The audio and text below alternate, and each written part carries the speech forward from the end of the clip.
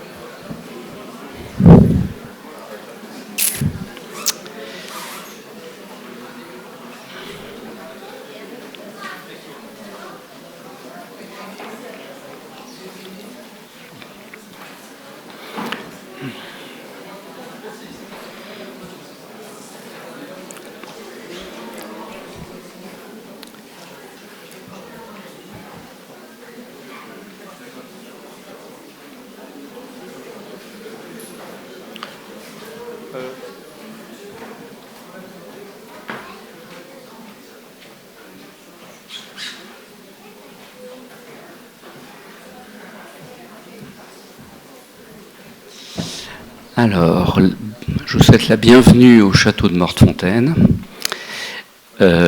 Nous allons une cérémonie qui va à peu près durer 2 heures avec diverses interventions. Le déroulé est assez simple. Je vais céder rapidement la parole à David Kiskowski, qui est le fils de Simon Kiskowski, qui fait partie du board dont la société détient le château. Voilà, je vous laisse la parole.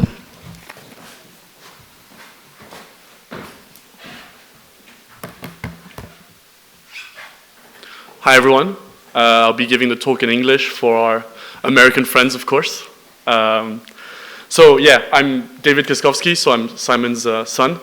I just want to start by saying what a pleasure, what an honor to have all of you here today. And yeah, I hope to get to speak to as many of you as possible. And hope you'll have a great time here. I'll be giving a short talk about sort of the history of this place, what its historical significance is, and why it makes it such an ideal place for us to be having this meeting today. So this castle has such deep history, and I'll be trying to obviously go through the main points. It was constructed at the beginning of the 17th century, but obviously it's mainly famous for what happened in the early 1800s, where it hosted many major diplomatic and political events hosted by Joseph Bonaparte, Napoleon's brother. Obviously, throughout time, it's seen a lot of transformations, but through this transformation, there's always been very extraordinary and impactful people that have been hosts here. Examples being Gérard de Nerval, the street is actually named after him, and the painter Corot, for those who are more into the arts. Of course, being so close to Chantilly and Ermenonville, which hosted the princes of Condé, Jean-Jacques Rousseau, Mortefontaine was always going to have such a deep history. But so to go all the way at the start, in the Middle Ages, where the castle of Montmélian, which was this very large, almost 2,000-acre land, had several successive owners. It started with Philippe Auguste, the Lords of Senlis, going to the Abbey of Saint-Denis. Finally, the fief was in the hands of the families of Pléy, de Rebourg, and finally the Hotman, them being the ones that basically took from the initial foundation of this castle and rebuilt into sort of the first real habitable castle, where under the reign of Louis XIV, actually the new owner became Jacques Le Coigneux, who was the son of the then president of the Paris Parliament, and became Mortefontaine, where he acquired Mortefontaine in 1655. That's where he basically put the first arrangements, the chapel, the billard room, and basically some of the rooms in here. In the following century, so Louis Le Pelletier was the new owner, and he hired the architect Michel Duval, who completely transformed both the interior with the installation of the grand staircase, an auditorium, but also and mainly the gardens. So the gardens were a marvel for anyone at the time that came to visit, with notable painters Hubert Robert, Elisabeth Vigée-Lebrun, and the architect Brognac, who were on record to saying this was a big inspiration for their work. A quote by Buffon say that the situation of having a large park, the river, the rock, a cooler, an orangerie, temple, a fountain, and a pavilion was described as the situation will call the sweetest chords on the lyre of future poets. I couldn't have put it better myself. So other notable guests before 1789 were people such as the King of Sweden, Gustav III, the Abbot de Lille, Dupont de Nemours, and the sulphurous Mesmer and Cogliostro.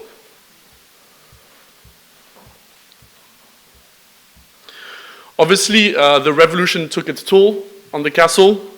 It was sold in 1790. The estate and the furnitures were completely scattered. The then new owner, Joseph Duret, actually added 30 rooms and actually planted quite a lot of different species of trees in the park. But then the main sort of event occurred in 1798, where the castle was then bought up by Joseph Bonaparte, the brother of General Bonaparte, and he brought everything back together as a whole. Joseph Bonaparte then installed here with his family, most notably of which were his wife, Julie Clary, and his sister-in-law, Désirée. Of course, sister-in-law, also former fiancée of his brother, and newly remarried to Marshal Bernadotte, the future King of Sweden.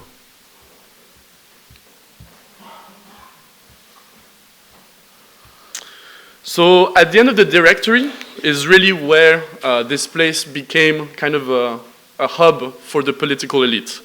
There were a lot of evenings and gatherings here. Again, it was close to Paris, but not too close, so there would be prying eyes, so there can be deep conversations going on. There's a record of people such as Lucien Bonaparte, Talleyrand, Roderer, Regnault de Saint-Jean d'Angély, all future ministers of the consular or the imperial regimes meeting here. So, other than that, it was actually in this setting where the marriage of General Murat occurred with Caroline, who was the sister of the first consul, soon to ascend to the throne of Naples in 1800. That same year, and of course very representative to what we're doing here, was signed the Convention of Mortefontaine, which ratified the alliance between France and America. Of course, this was done in the presence of the plenipotentiaries Davy, Ellsworth, and Murray, of course in the presence of Napoleon Bonaparte himself, Lafayette, and then also the main French dignitaries of the time. As he was here, Joseph Bonaparte used his influence to expand the castles, make transformations. This place was becoming also a center for some of his diplomatic events. He signed here the peace preliminaries with Austria, which before signing the Lunéville, which actually also, this is when Pauline, who was then Napoleon's favorite sister, married Prince Camille Borghese,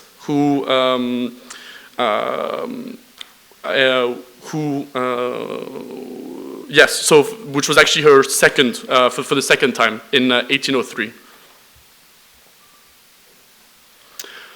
So as Joseph himself put it, life in Mortefontaine is one of innocence and peace. So to give you a bit of context behind that, so 1802, his second daughter Charlotte is born. And life here is, I mean, as you can see him put it, just what you would expect from these types of people at the time. A real court developed here. People go on long walks and then they have philosophical discussions. They go home, they play literary games. And of course, always people of grandeur frequenting this place, notably Madame de Staël, Bernardin de Saint-Pierre, or Stendhal. Napoleon himself was put on record as saying that he came here quite often to resource himself. So he relied on coming here quite often well accompanied as well by the likes of the miniaturist Isabey, the painter Bidot, or the portraitist Gérard, who all used this place as an inspiration for their future works. Francesco and Pietro Piranesi actually also drew every single corner of this place. And so what the typical day out here for the emperor would be to go out in the forest and hunt during the day, and then come back and in the evenings either attend to some reading or and watch some plays.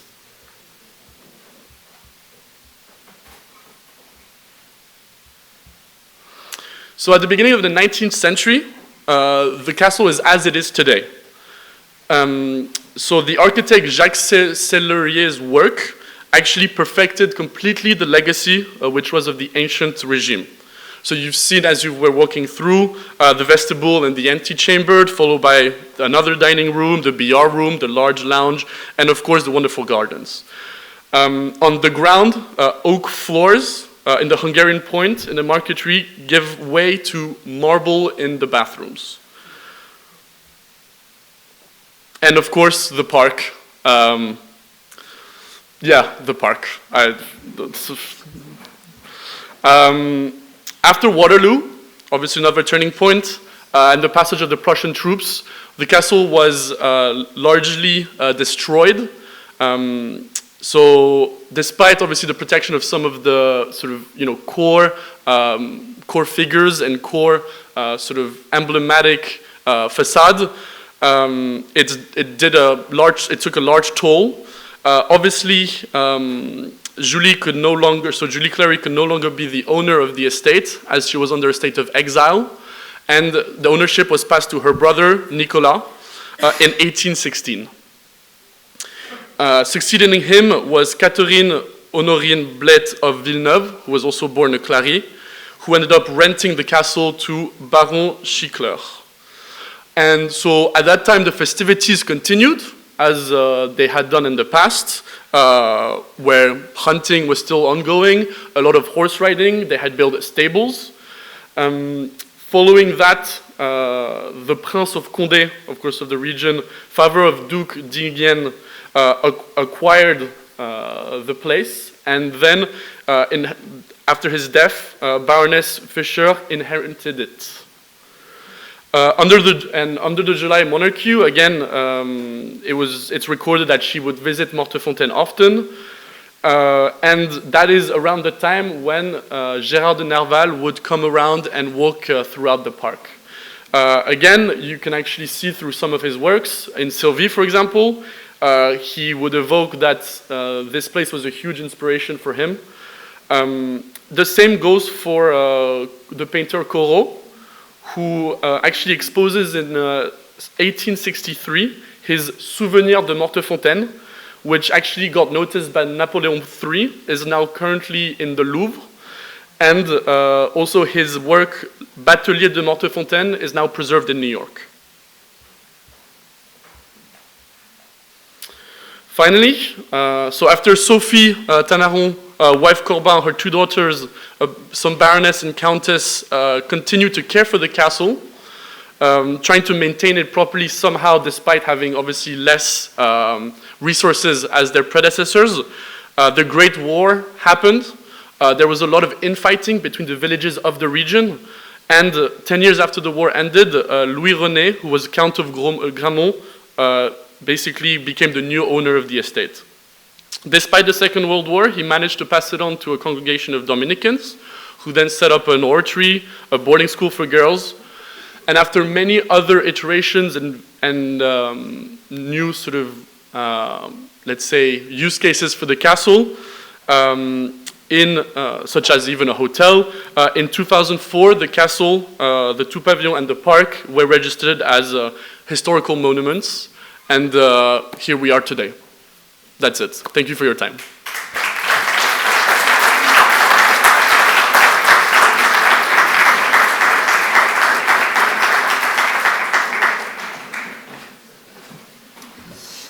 Je vais laisser la parole à Vincent Eguélé qui va nous faire une conférence d'environ 45 minutes sur la période napoléonienne qui sera suivie d'environ 15 minutes de questions et réponses.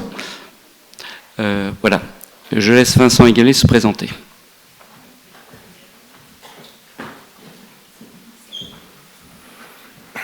Bien.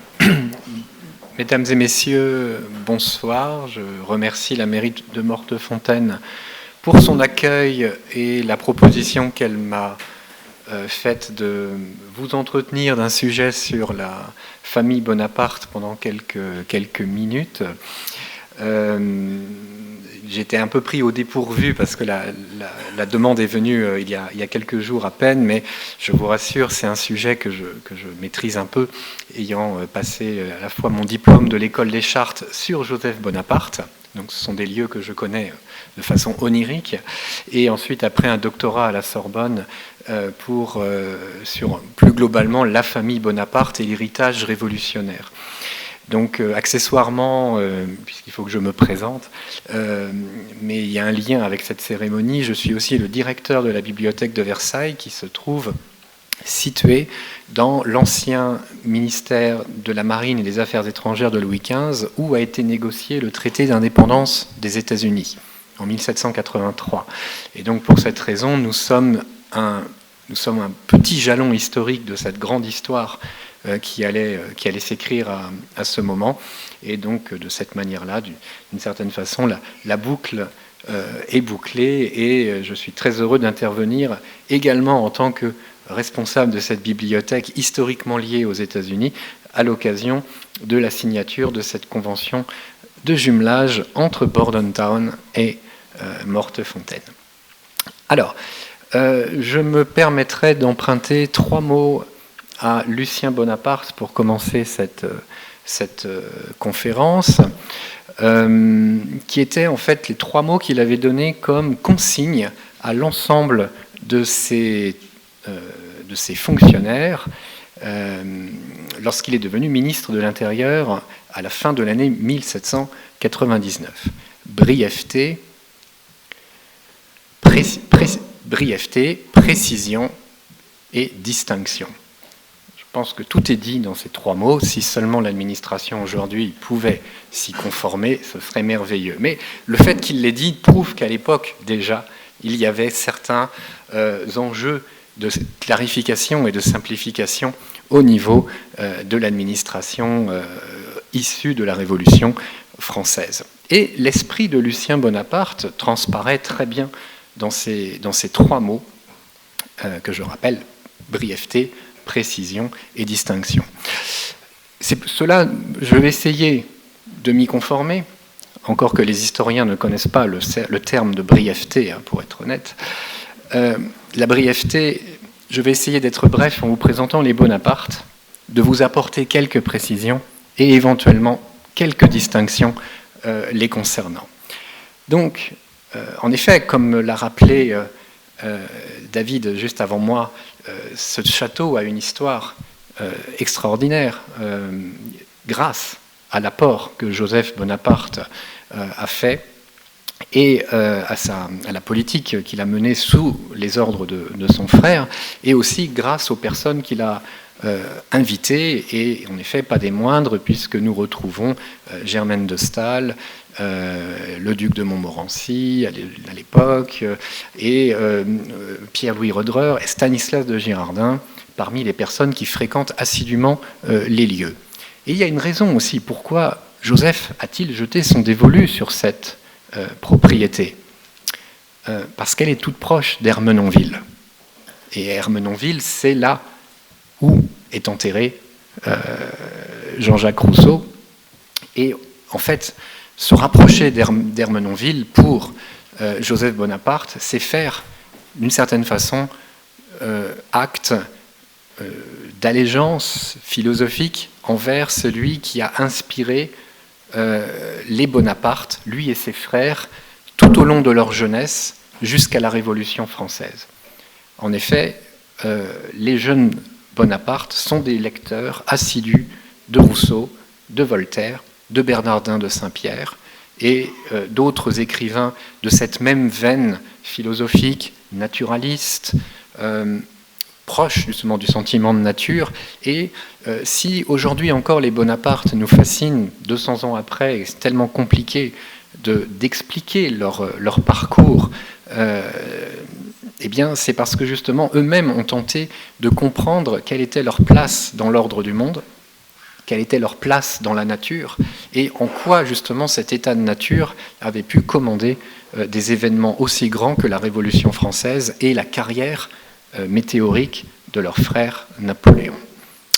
De la sorte, retrouver Joseph Bonaparte à Mortefontaine est en effet le symbole de leur proximité avec la pensée philosophique des Lumières et en cela la volonté d'assumer cet héritage dans la perspective d'un nouveau siècle qui s'ouvre le 19e. Alors, évidemment, ils ne viennent pas de nulle part, ces Bonaparte, mais ils ont tout de même, en effet, cette capacité à nous fasciner encore longtemps après, en raison de leurs origines. Ce ne sont pas des Français, déjà, tout premièrement, et en raison de la fulgurance de la carrière qui a été la leur.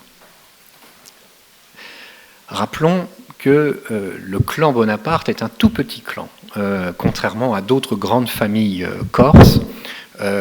Ce sont les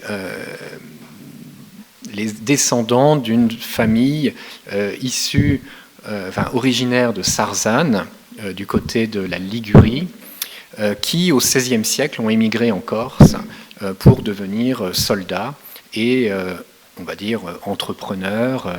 Et donc cette famille va se fixer à Ajaccio. Ajaccio est une petite ville à l'époque, un petit port, un préside, comme on dit, donc en fait un territoire un peu dans les marges. Et c'est ce qui explique aussi pourquoi les Bonaparte restent souvent dans les marges tout au long de leur histoire, parce que finalement ils sont à l'image de leurs origines géographiques. Et donc de ce préside, en fait, évidemment, ils sont un peu coupés du reste de la Corse, puisqu'ils regardent beaucoup plus vers la mer, vers les relations qui peuvent exister avec l'Italie, notamment, puisque la plupart des Bonaparte font leurs études en Italie à cette époque-là, et leur père, Charles Bonaparte, Carlo Maria de Bonaparte, ne va pas faire exception à cette règle, notamment en allant étudier à Rome et à Pise. À Pise également, où se retrouvera Joseph Bonaparte lors d'un sorte de voyage initiatique en Italie pour rechercher les racines de sa famille. Entre 1785 et 1788, il se préoccupe beaucoup de cette question. Et donc, en effet, les Bonaparte sont peu liés avec les grands clans de la Corse.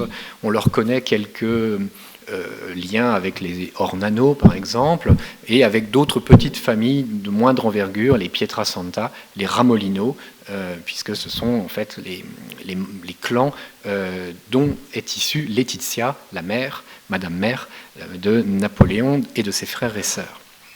Et à cet égard, il n'hésite pas parfois à faire appel à des étrangers, enfin des personnes de l'extérieur, pour continuer à faire carrière et à augmenter leurs relations. Et c'est ainsi qu'un capitaine suisse du nom de François Fesch épouse en deuxième noces la mère de Laetitia, Angela Ramolino, donc faisant intervenir un élément étranger dans ce petit microcosme corse, mais les Bonaparte étant eux-mêmes déjà, d'une certaine manière, les descendants d'émigrés à Ajaccio.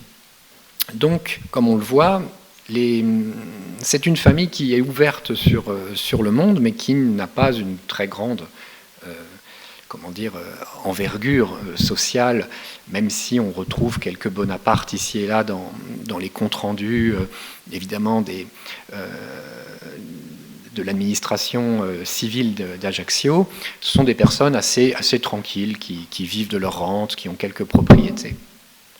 Et puis, arrive un personnage extrêmement important, qui est Pasquale Paoli.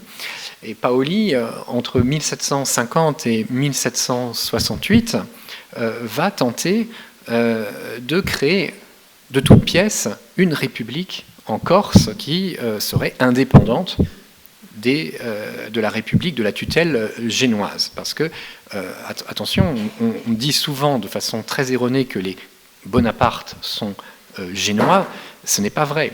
Le fait que l'île de Corse dépende de Gênes ne fait pas des Corses des citoyens génois.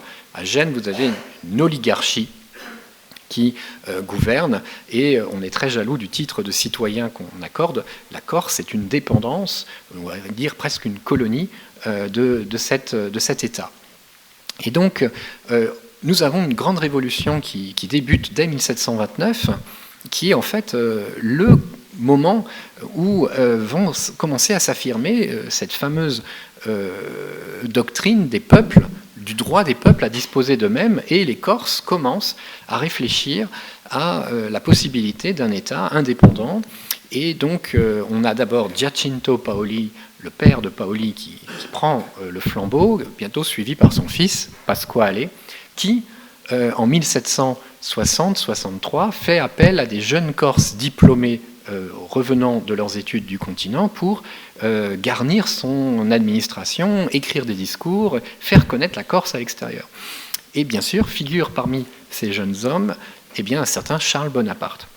C'est ainsi que les Bonaparte deviennent finalement une pièce importante dans le dispositif de la création d'un nouvel État, jusqu'à ce que la grande politique, la réelle politique prenne le dessus, et que les Français, alliés des Génois, décident de prendre en main les affaires de la Corse et mettre l'île devant le fait accompli qu'elle a été rattachée au royaume. Là aussi, attention, la Corse n'est pas formellement française non plus à partir de 1769. Parce qu'on a souvent prétendu que Napoléon, avec Joseph, on avait échangé les actes de naissance pour que Napoléon soit français alors que son frère était né génois. Vous avez bien compris, d'abord, les Génois, non, les Français, non plus. Il faut attendre 1789 pour que la Corse devienne partie intégrante de la France. Et donc, en fait, les Corses sont sujets du roi et disposent d'un statut à part, avec, bien entendu, un intendant qui s'installe. Charles Bonaparte n'a pas assez de fortune pour suivre Paoli dans son exil à Londres, donc il reste en Corse, et il n'a aucun mal à rejoindre cette fois-ci les rangs du nouveau maître, qui est l'intendant du roi de France et le gouverneur militaire, Monsieur de Marbeuf, et donc mettre son réseau, ses capacités à disposition des Français. Et donc c'est pour ça qu'il envoie d'ailleurs ses trois premiers fils, Joseph, Napoléon et Lucien, sur le continent pour qu'ils puissent suivre des études, non pas en Italie, mais en France, où ils vont apprendre à se perfectionner en français et aussi à apprendre la culture française. Donc bon, il y a toutes sortes de légendes très connues sur Napoléon arrivant à l'école de Brienne. On se moque de son accent, on se moque de ce petit Corse à la noblesse fraîchement reconnue, qui font un peu désordre parmi les fils des grandes familles du royaume qui sont là pour étudier l'art militaire. Et finalement, ce sentiment d'être déjà à part, dans les marges, va lui forger une personnalité très forte et un esprit combatif dont il ne va jamais se départir. La même chose pour Joseph, en réalité, même si entre les deux frères, les choses parfois vont être un peu musclées, pour ainsi dire. notamment dans le fait que l'un et l'autre se disputent un peu la place de savoir qui est l'aîné dans le cadre familial. Napoléon, finalement, n'acceptant pas d'être mis en deuxième place après un frère qui, finalement, d'ailleurs, n'est séparé de lui que d'une petite année.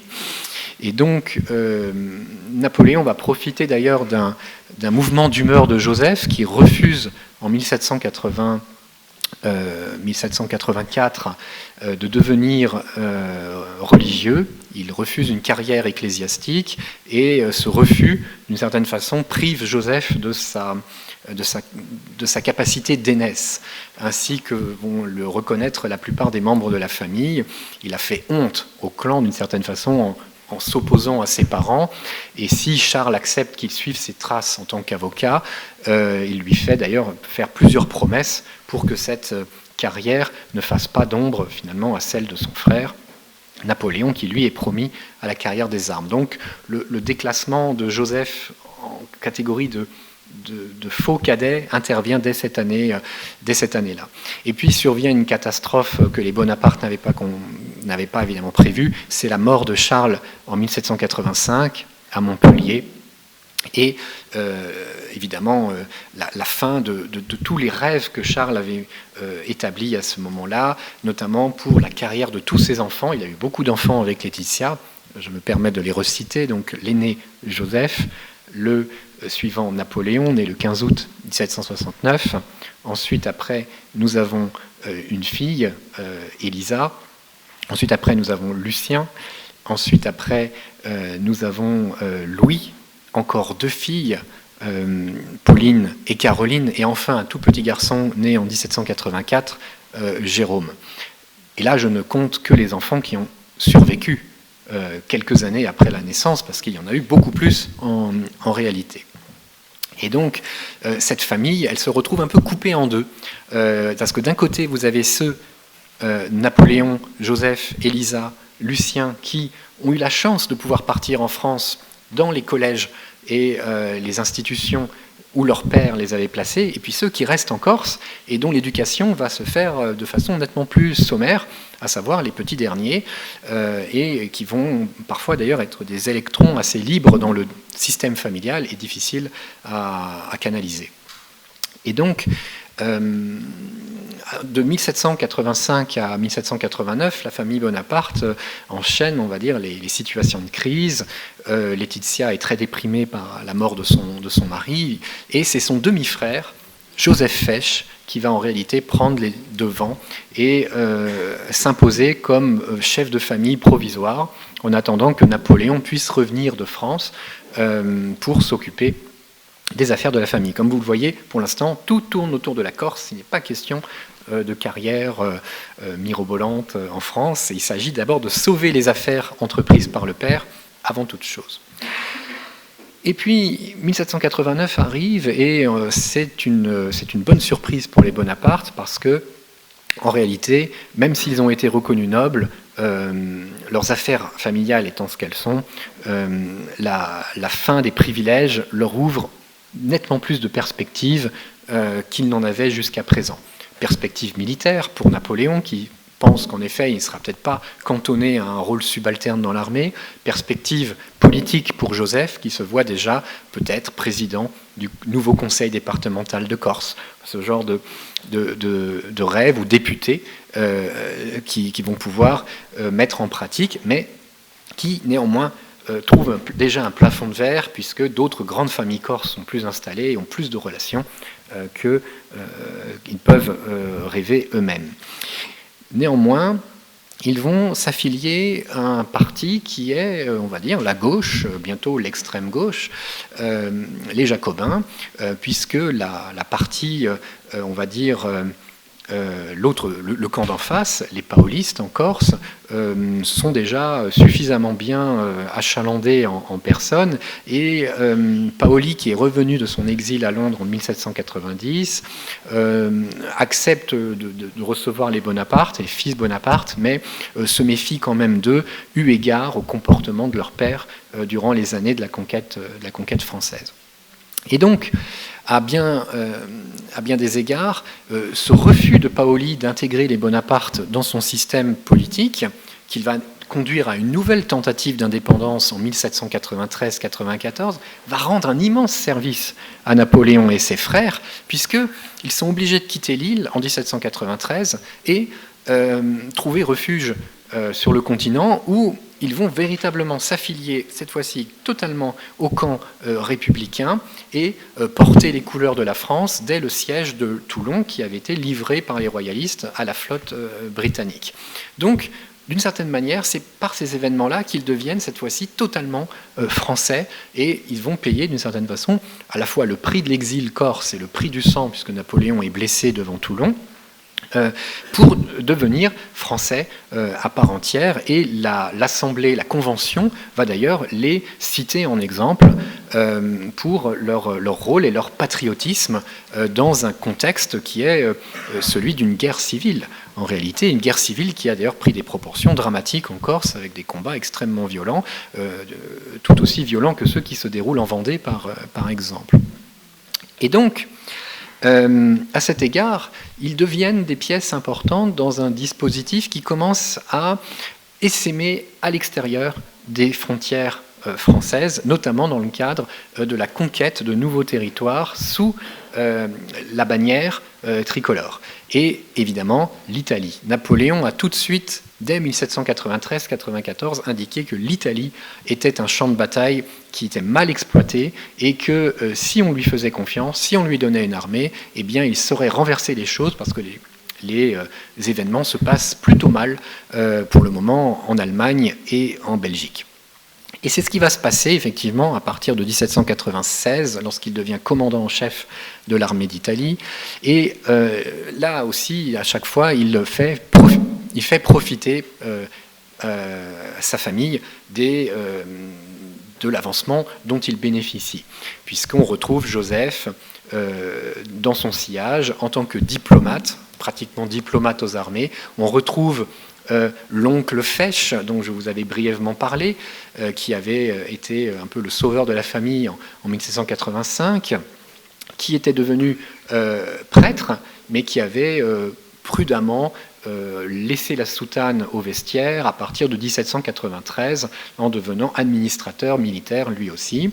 On retrouve Lucien, qui lui a été carrément le plus radical de tous. Il s'est fait même rebaptiser à un moment donné Brutus Bonaparte, ce qui a plus ou moins déplu. Et puis, il y a toujours ces frères et sœurs qu'il faut traîner par derrière, dont il faut s'occuper et dont l'éducation reste largement à faire et qui sont encore très jeunes et qui n'ont pas compris tout à fait ce qui se passait au cours des années précédentes. Et donc, cette famille a besoin évidemment d'une certaine aisance financière, donc elle va la trouver en Italie, en s'enrichissant sur les dépouilles et le butin de guerre qu'elle va faire, et puis aussi en se mariant, notamment Joseph qui épouse la fille d'un riche commerçant marseillais, Julie Clary. On sait que Napoléon a courtisé la sœur de Julie, désirée pendant un certain temps. Les Clary n'étaient pas très, très chauds à l'idée de faire entrer deux Bonaparte dans la famille. À cette époque-là, ils n'avaient pas très bonne réputation, donc on a poliment décliné la proposition de Napoléon. Et déjà à cette époque-là, ils cherchent des endroits où s'installer, des châteaux à acheter pour pouvoir créer un réseau politique. Et de cette manière-là, la famille Bonaparte, en fait, se situe toujours dans les marges. Elle a participé grandement au succès des armées républicaines en Italie, mais vis-à-vis du régime politique français, le Directoire, les choses ne se passent pas excessivement bien, notamment parce que Napoléon s'est vite rendu compte que ce régime politique ne correspondait pas à ce qu'il espérait et à ce vers quoi il aspirait lui-même. Notamment le fait d'abord que ce soit un régime qui ait remis en place le suffrage censitaire, alors que Napoléon est partisan du suffrage universel. Et donc, il va faire élire Joseph et Lucien à l'Assemblée des 500, et grâce à leur influence, notamment, ils vont constituer ce qui va devenir un peu une sorte de prototype du parti bonapartiste, bien qu'il n'y ait pas de parti politique qui existe à cette époque-là, mais un parti qui va se constituer au fur et à mesure de l'actualité politique. Alors avec, d'une certaine manière, on va englober des gens de gauche jacobine à un certain moment, on va se retourner vers les royalistes modérés à un autre moment, en fonction justement de l'ère des intérêts de la famille. Napoléon prudemment part en Égypte en 1798 avec justement l'idée que ses frères, sur le terrain politique, continuent à porter le projet d'une ascension familiale qui devrait leur donner des rangs auxquels ils aspirent, au moins un rang ministériel. Et puis en 1799, il revient d'Égypte un peu par surprise, on ne l'attendait pas, et il va immédiatement, en un temps très très court, mettre en place tout le terrain, tout le terreau nécessaire pour un changement de régime immédiat, notamment en exacerbant sa prétendue hostilité vis-à-vis du régime du Directoire. En réalité, il sait que le régime est impopulaire parmi les Français et il va jouer de cette impopularité en se présentant comme un homme providentiel. Et donc, néanmoins, évidemment, il convient de nuancer, de repréciser cette fameuse hostilité. En réalité, le Directoire n'a jamais été hostile à Napoléon. Il lui a même confié le commandement d'armée, il lui a confié des responsabilités importantes. On retrouve Lucien et Joseph à la barre dans un certain nombre d'affaires, mais il est temps, en effet, de passer à quelque chose d'autre. Et puis les Bonaparte ont réussi ce fameux tour de force qui consiste à avoir autour d'eux des gens qui ont été les gens extrêmement importants au moment du début de la Révolution, qui ont échappé à la terreur et qui ont le rêve de revenir soit à la Révolution des origines, un régime parlementaire, modéré, apaisé, soit tout simplement de clore ce cycle révolutionnaire. Or, en 1799, on pense que les néo-jacobins, c'est-à-dire l'aile la plus radicale, est sur le point de reprendre le pouvoir, de gagner potentiellement les élections. Et cela, une large partie finalement de l'administration et des élites politiques n'en veulent pas, parce que cela veut dire la poursuite de la guerre, ça veut dire d'une certaine façon la poursuite d'un certain désordre à l'intérieur du pays et une guerre civile latente dont plus personne ne veut entendre parler. Au bout de 10 ans, la France, d'une certaine façon, est fatiguée. Et donc le discours que porte Napoléon, c'est pas du tout « je vais aller continuer à faire la guerre à l'extérieur », c'est « je vais signer la paix avec la plupart de nos ennemis et une paix avantageuse pour la France ». Et dans cela, il est suivi par Talleyrand, il est suivi par Roederer, il est suivi par Sieyès, les trois personnes les plus importantes qui, à l'intérieur et à l'extérieur du système politique français, ont permis justement les conditions de ce qui va devenir le coup d'État de Brumaire. Alors on sait que d'abord ce coup d'État s'est très bien passé, le 17 et le 18, mais que le 19, Napoléon a un peu perdu la maîtrise des événements pendant quelques moments. Lorsque l'Assemblée des 500 a refusé de lui confier les pouvoirs qu'il réclamait et a même entamé une session en vue de le déclarer hors la loi. Or, c'est Lucien qui est le président des 500 à ce moment-là et il va réussir à retourner la situation, notamment en appelant l'armée à l'aide. Et on connaît très bien le moment où Murat, l'un des généraux que Napoléon a toujours avec lui, entre dans la salle en s'exclamant « Messieurs, vous êtes dissous » et ensuite, après, en s'adressant aux soldats qui le suivaient « Foutez-moi tout ce monde dehors ». Et ainsi, exit le Directoire et arrive un nouveau régime. Il y a eu un témoin surprenant de cette affaire, c'est Louis Bonaparte, un des frères cadets, qui a suivi pendant toutes ces années-là Napoléon de près et qui a été traumatisé par ce qu'il a vu notamment sur les champs de bataille et qui subit ce jour-là du 19 Brumaire un autre traumatisme d'ordre politique parce qu'il croyait que les institutions tiendraient. Il ne pensait pas que son frère parviendrait à ses fins, notamment lorsqu'il a vu le mur opposé par les députés des 500. Et ce qui l'a étonné, c'est la vitesse à laquelle le régime s'est écroulé. Et d'une certaine manière, cette peur de subir un jour le même sort que le directoire, avec une possibilité aussi d'être assassiné, d'être exilé violemment, eh bien Louis va la porter durant toutes les années qui vont suivre, y compris lorsqu'il devient roi de Hollande, et il va aussi instiller cet esprit un peu méfiant à l'intérieur du clan des Bonaparte, en disant, après tout, nous sommes arrivés de cette manière-là, et ben, nous pourrions repartir aussi de cette manière-là. Et les choses vont devoir être clairement réaffirmées par Napoléon au cours des années qui suivent, notamment avec cette fameuse question qui est la sienne, à savoir, quelle place dois-je donner à ma famille dans le système que je viens de mettre en place, dans le nouveau régime que je mets en place.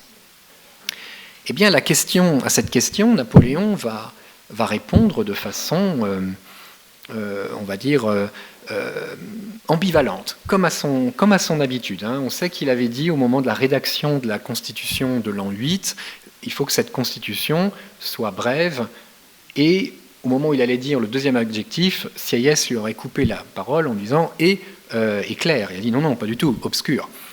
Justement, pour pouvoir garder une forme de maîtrise des événements, de pouvoir justement répondre à des questions posées par l'urgence que le dispositif constitutionnel ne pourrait pas prévoir.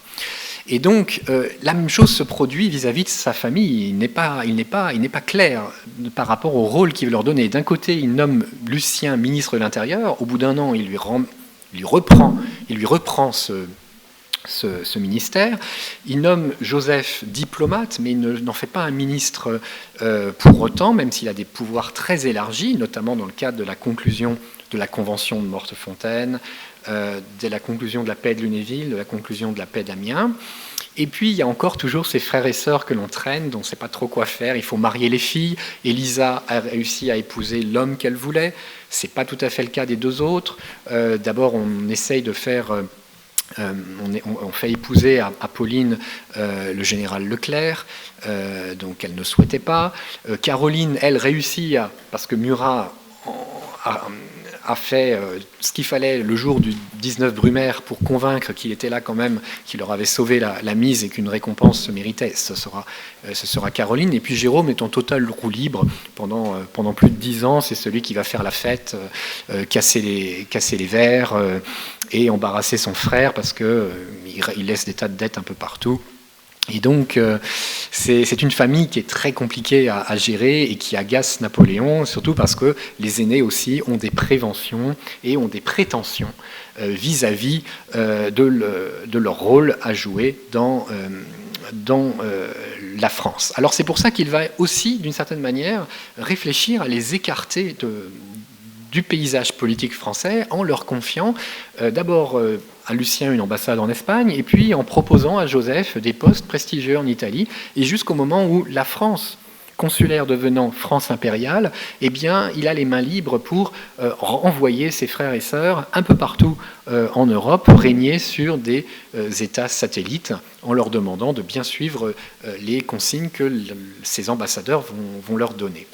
C'est ainsi que Joseph se retrouve roi de Naples, puis roi d'Espagne, poste qu'il ne souhaitait pas à l'origine, et qui froisse un peu sa nature républicaine. Parce qu'en fait, les Bonaparte, c'est ça l'ironie, le paradoxe, sont restés, Napoléon compris, des républicains dans l'âme, et mis à part Louis, qui est toujours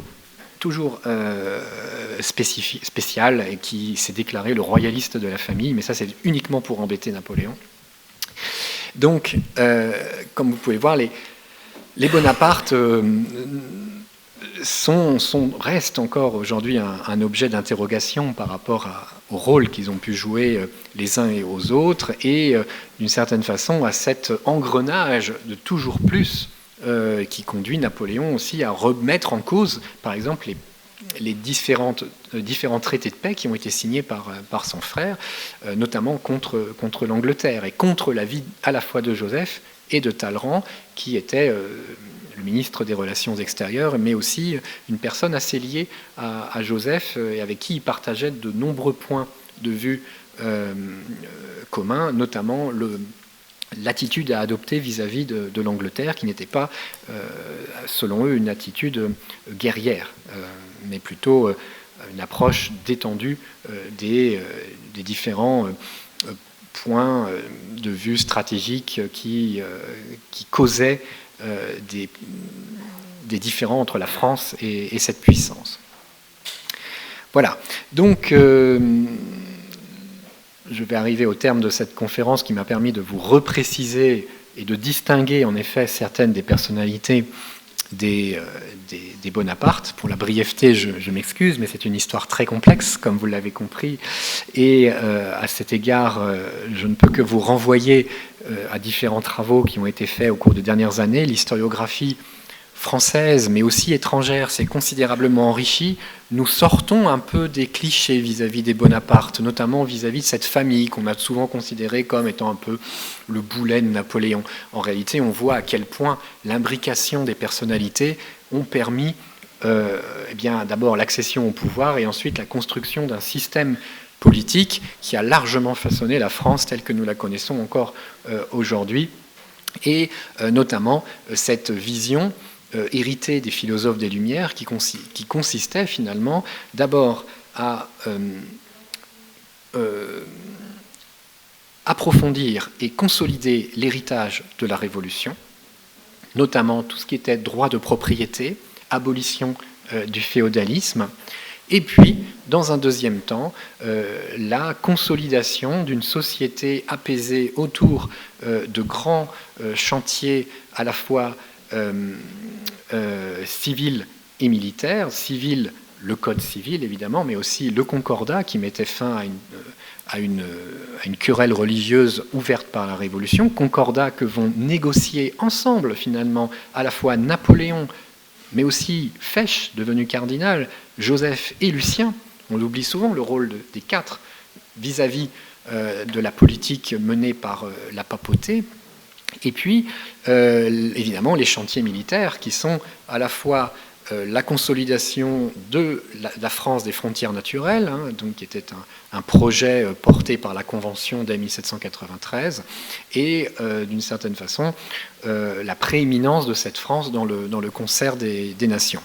Alors, c'est un météore qui file dans le ciel et qui finit par disparaître en 1814, qui va tenter une sorte de retour en 1815, mais encore aujourd'hui, il faut considérer cette histoire sous les différents angles, et notamment internationaux, parce que les Bonaparte, du fait de leurs origines, du fait de leur histoire, du fait de leur parcours, en fait, appartiennent bien plus qu'à la France, mais aussi, et notamment, puisque nous y sommes ce soir, à l'histoire des États-Unis, à l'histoire de l'Allemagne, à l'histoire de l'Italie, etc.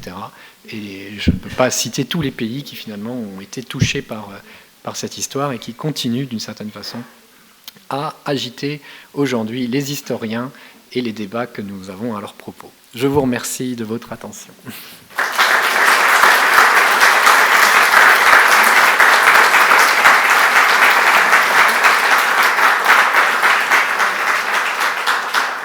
Je crois que nous avons un peu de temps s'il y a des questions. Oui, eh bien, c'est très bien. D'habitude, la première est toujours difficile à poser, donc...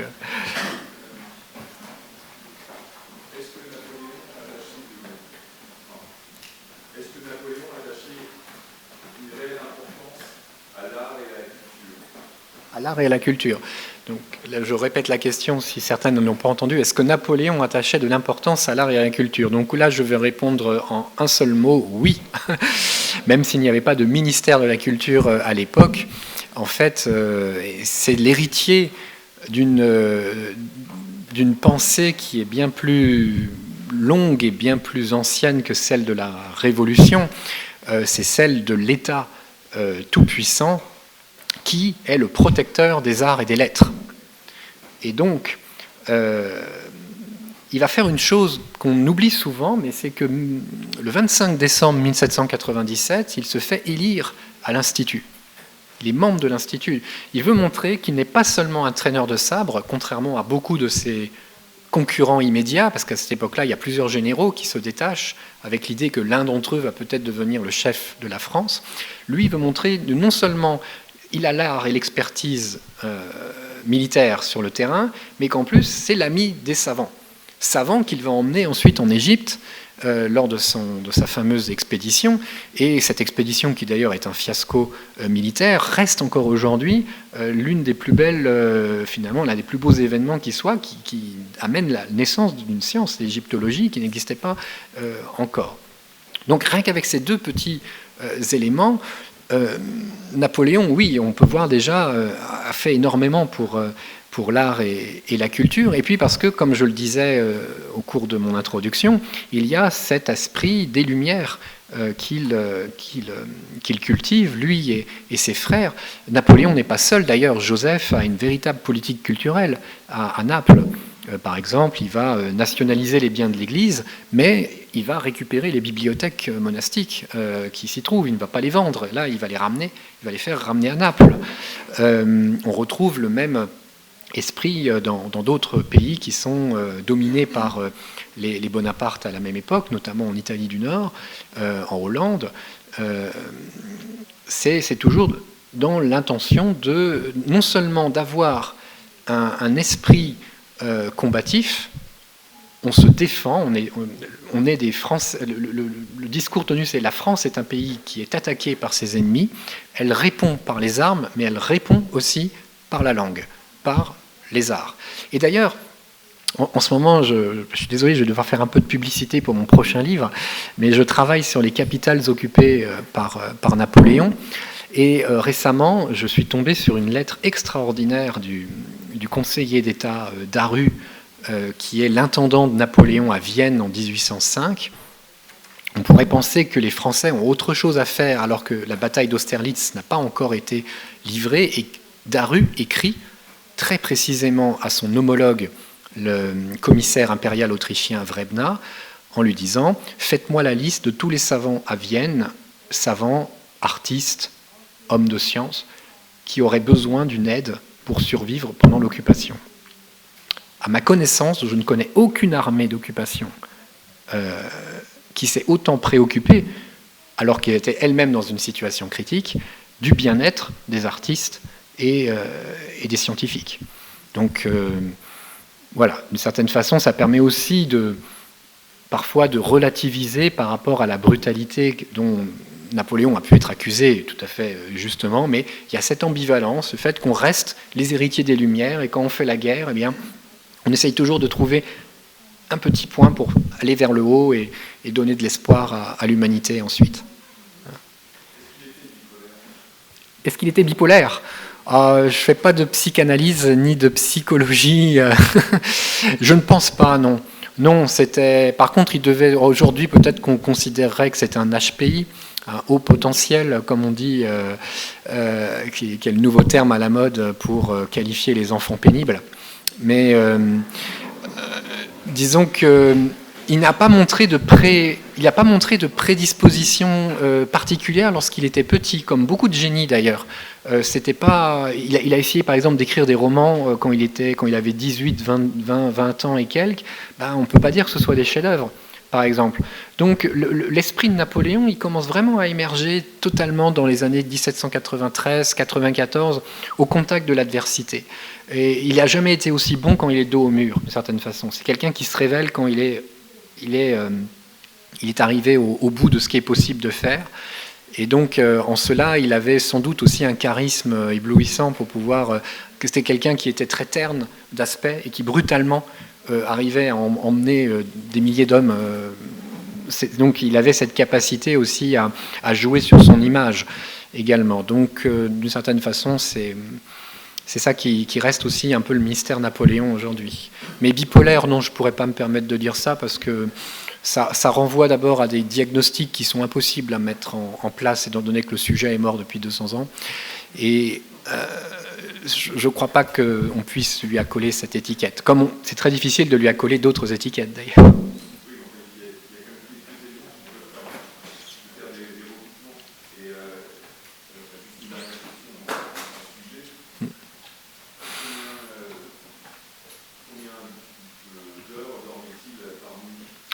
Alors, comme tous les bons chefs d'État qui ont compris comment faire pour se faire respecter de leurs hommes, ils prétendaient ne dormir que quelques heures. C'est-à-dire qu'ils laissaient souvent la lumière allumée dans le bureau, comme faisait Staline d'ailleurs au Kremlin, parce que comme ça on disait l'empereur travaille. En fait, souvent non, il laissait simplement la lumière allumée dans le bureau. Mais oui, c'est pas quelqu'un qui aime les grasses matinées, donc il est souvent debout à 5 heures du matin, il commence à travailler, et on a une force de travail qui est incroyable. C'est-à-dire que quand il est arrivé au pouvoir, personne ne donnait cher finalement de sa peau. On a des personnes qui ont, notamment Joubert, le philosophe, l'ami de Chateaubriand, qui dit Bonaparte n'est qu'un interroi. Et au fur et à mesure que le temps passe, ils se rendent compte que non, c'est pas le cas, que c'est quelqu'un qui travaille bien, qui sait s'entourer. Et là, je parle vraiment du Bonaparte des années 1800-1804, parce qu'après, on va dire, l'hubris prend le dessus et il va s'isoler petit à petit. Hein. C'est le cas de certains chefs d'État encore aujourd'hui. Je ne vais pas en citer quelques-uns, mais voilà, on a pu voir ce genre de phénomène. Et donc, Joubert dit une chose très juste le concernant. Il dit finalement, Bonaparte n'est pas un parvenu, c'est quelqu'un qui est arrivé. Voilà, c'est très bien ce qu'il dit d'ailleurs. Est-ce qu'il y a encore une autre question, une dernière ? Oui, monsieur le maire. Pourquoi la campagne de Russie alors que finalement tout se passait bien ? Et ben voilà, donc ça revient un peu à ce que je disais sur le syndrome de l'isolement, aussi de l'usure du pouvoir. À un moment donné, on prend plus les bonnes décisions. Et donc la campagne de Russie a été une très mauvaise décision, que rien finalement ne justifiait de se lancer à corps perdu, même si on avait la plus grande armée jamais levée dans l'histoire de l'Europe. Voilà, là-dessus, je renvoie à un excellent livre de mon confrère Charles-Éloi Vial, qui s'appelle « Le 15 août 1811 ». Peut-être que quelques-uns d'entre vous l'ont lu, qui est le récit d'une journée dans laquelle finalement Napoléon prend cette décision d'attaquer la Russie en allant causer un esclandre pendant sa propre fête, parce que le 15 août, on fête la Saint-Napoléon, c'est lui qui l'a décidé. Et donc, il convoque aux Tuileries les corps diplomatiques, et pendant 1 heure et quelques, il va faire une scène à l'ambassadeur de Russie, dans le but justement de montrer que les relations entre les deux pays sont rompues. Et cette scène s'insère dans un temps que Charles-Éloi Vial montre très très bien, qui est celui d'un empire qui a des difficultés structurelles très importantes, économiques aussi. Et Napoléon pense sans doute qu'une guerre va permettre de remettre en place une cohésion, sauf que d'abord les hommes qui l'entourent sont fatigués, les maréchaux sont de moins en moins efficaces, pensent de plus en plus à leur pension, à leur maîtresse, à leur retraite. Et c'est la guerre de trop, d'une certaine façon, qui arrive, même s'il a une jeune garde autour de lui qui prend peu à peu le relais, elle n'est pas suffisamment taillée, pas suffisamment expérimentée aussi. Donc voilà, et puis surtout, il pensait, comme certains encore aujourd'hui, que c'est une guerre qui peut se régler en quelques semaines, et il n'était pas du tout préparé pour l'hiver. Donc voilà. Bien, merci beaucoup de votre attention.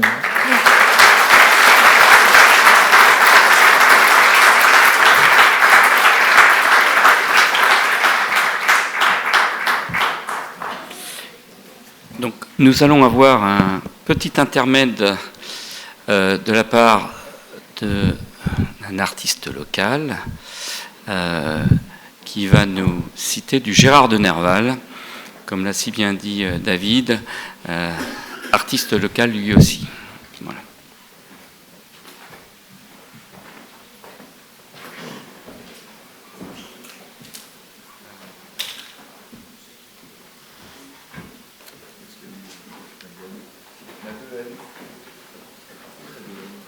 Madame Madeleine Boxberger là, je crois que vous êtes attendue. Ne soyez pas timide. Je m'occuperai de la partie américaine. Donc, je te laisse expliquer.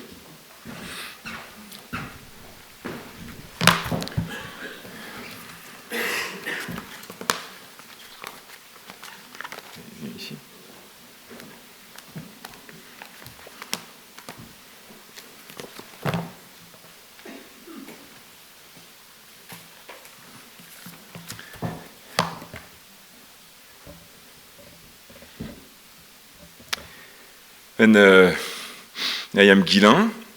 I'm feeling very lucky to be here this evening, tonight, because according to a French director, he told me recently that James Coburn was my grandfather, and that Ben Stiller and Jim Carrey are my cousins, because I have a bipolar disorder too. But I'm not afraid of saying it, because I have to do it. Then a little excerpt of the short story Sylvie from Gérard de Nerval, who finally committed suicide because of a disorder. We don't know which one. Then Sylvie is about is around. There is Mortefontaine all around Sylvie, but the word Mortefontaine doesn't appear once in the short story. Ermenonville. Je n'avais nulle envie de dormir. J'allais à Montagny pour revoir la maison de mon oncle. Une grande tristesse me gagna dès que j'en entrevis la façade jaune et les contrevents verts. Tout semblait dans le même état qu'autrefois. Seulement, il fallut aller chez le fermier pour avoir la clé de la porte. Une fois les volets ouverts, je revis avec attendrissement les vieux meubles conservés dans le même état et qu'on frottait de temps en temps. La haute armoire de noyer, 2 tableaux flamands qu'on disait l'ouvrage d'un ancien peintre, notre aïeul, 2 grandes estampes d'après Boucher, et toute une série encadrée de gravures de l'Émile et de la Nouvelle Héloïse par Moreau. Sur la table, un chien empaillé que j'avais connu vivant, ancien compagnon de mes courses dans les bois, le dernier Carlin peut-être, car il appartenait à cette race perdue. Quant au perroquet, me dit le fermier, il vit toujours, je l'ai retiré chez moi. Le jardin présentait un magnifique tableau de végétation sauvage. J'y reconnus dans un angle un jardin d'enfants que j'avais tracé, jadis. J'entrai tout frémissant dans le cabinet où se voyait encore la petite bibliothèque pleine de livres choisis, vieux amis de celui qui n'était plus. Et sur le bureau, quelques débris antiques trouvés dans son jardin, des vases, des médailles romaines, collection locale qui le rendait heureux. Allons voir le perroquet, dis-je au fermier.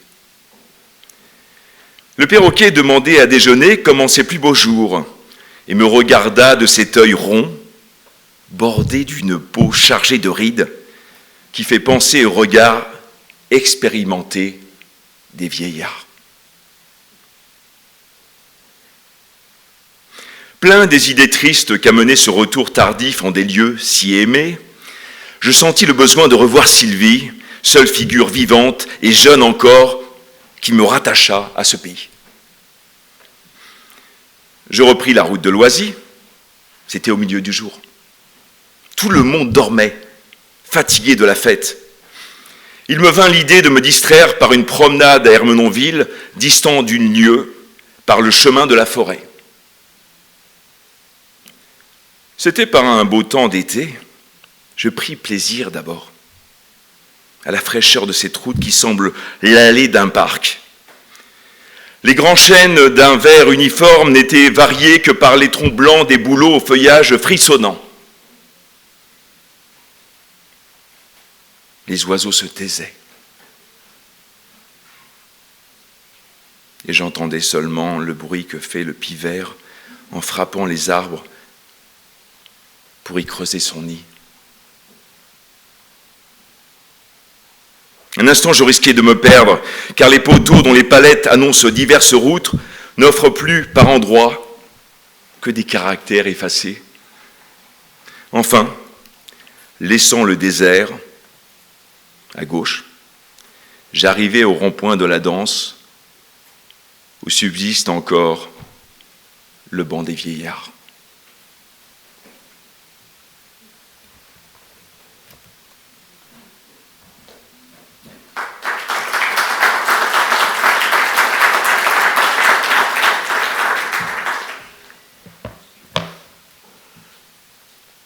Ermenonville. Not feeling inclined to sleep, I walked to Montagny to revisit my uncle's house.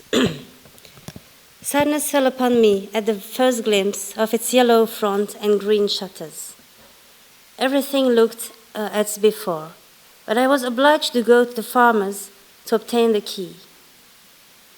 The shutters once open, I surveyed with emotion the old furniture, polished from time to time to preserve its luster, the tall cupboard of walnut, 2 Flemish paintings said to be the work of an ancient artist, our ancestor, some large prints after Boucher, and a whole series of framed engravings representing scenes from Émile and the New Héloïse by Moreau.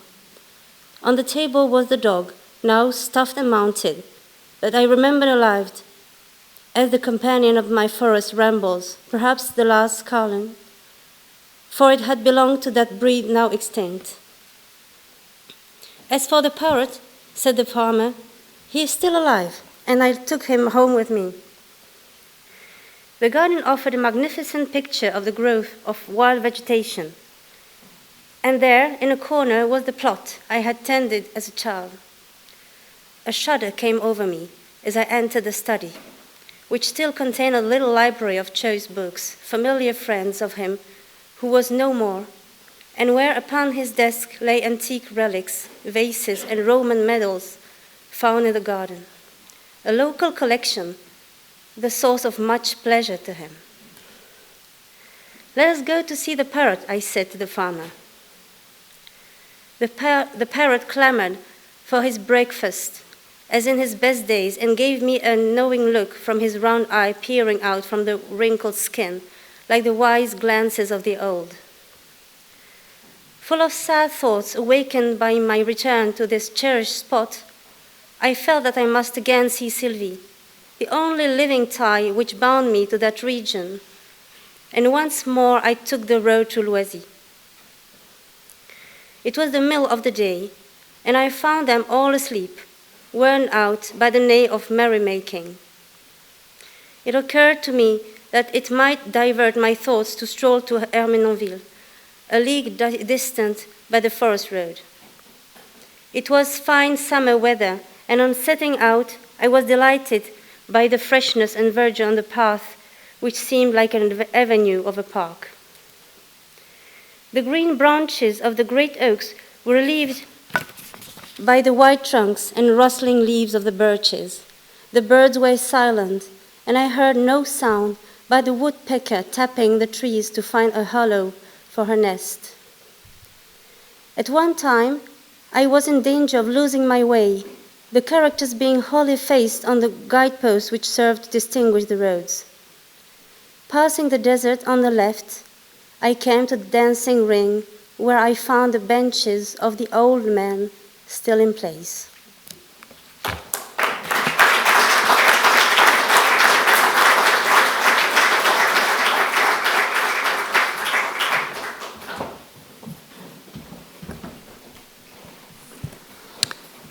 Je vais céder la parole à Peter Tucci, qui est, on peut le dire, l'initiateur de cette magnifique journée.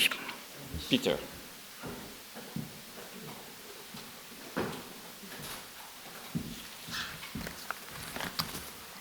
Bonsoir. Je m'appelle Peter Tucci. Unfortunately, I now have to switch to English. Though I studied at the University of Dijon many years ago, my French is unfortunately rusty, so I apologize. I've been collecting all things related to Joseph Bonaparte for over 25 years. My interest began, and often people say, how did you get such an unusual hobby? When I read a short article entitled, "Did you know Napoleon's brother lived in Philadelphia?" This little article has led me here today. I'm extremely honored to play a role in the signing today of the sister city relationship between Montefontaine, France and Bordentown, New Jersey, here in this historic chateau. As most of you know, Joseph Bonaparte purchased this beautiful chateau in 1798. This was the site where the Treaty of Montefontaine was signed on September 30th, 1800, which ended the so-called quasi-war between France and the United States. And because of that treaty, France is the only ally, major ally of the United States that the U.S. has never been at war with. So it's a very historic treaty. Joseph Bonaparte not only helped to negotiate this landmark treaty, but he was also one of the signers of the treaty and hosted the signing ceremony exactly where we are today. Joseph lived here until 1815, at which time he decided to relocate to the United States. He lived in the United States until 1839. Most of the time in the United States was spent at his expansive estate known as Point Breeze, located in Bordentown, New Jersey, which is midway between New York City and Philadelphia, which at the time were the two largest cities in the United States. Joseph tried to replicate the exquisite gardens and chateau here at Montefontaine in his new home in Bordentown, New Jersey, and he largely succeeded. He had the largest library in the United States with over 8,000 volumes, and this was at a time when the Library of Congress in Washington had only 6,000 volumes. He had the largest art collection in the United States, including the original David painting of Napoleon crossing the Alps, which is now at Malmaison. He also created the first extensive picturesque landscape in the United States. His estate ultimately included over 1,800 acres. In fact, Point Breeze became the very epicenter of Franco-American relations in the United States during the 20 years that Joseph Bonaparte resided there. For example, the Marquis de Lafayette visited Point Breeze on 2 separate occasions, as did the future Napoleon III. Stephen Girard, who was from Bordeaux, France, and was the first millionaire in the history of the United States, was also a frequent visitor to Point Breeze. Important and powerful American politicians such as Henry Clay, Daniel Webster, and John Quincy Adams all visited Joseph Bonaparte at Point Breeze. In 2020, the state of New Jersey, the city of Bordentown, and other land preservationists worked together to preserve the remaining 60 acres of the former Point Breeze estate. In order to celebrate this important achievement, the Bordentown Historical Society opened an exhibit on May 1st, 2022. This world-class exhibit highlights the impact that Joseph Bonaparte had on the culture, art, horticulture, and landscape design in the United States. In working on the exhibit with Dr. Steve Letterman, who's here this evening, Bonnie Goldman, Doug Kiofsky, and many others, it occurred to me how similar Joseph's 2 residences were to each other. Consequently, I thought, why not create a sister city relationship between these 2 historic locations, which are so closely connected by Napoleon's oldest brother. I firmly believe that linking Montefontaine and Bordentown in a sister city relationship will result in a symbiotic relationship comprised of cultural, educational, and business exchanges.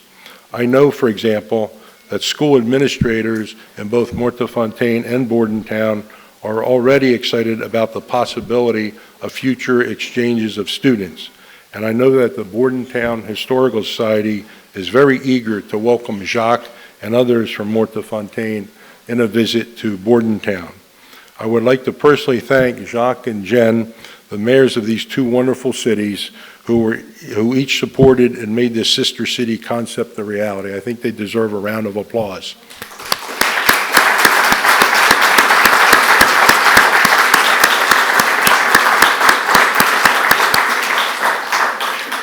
Finally, I would like to acknowledge and thank Simon, our host this evening, for allowing us to use the chateau as a site for today's expression of the continuing strong bonds between France and the United States. Merci beaucoup.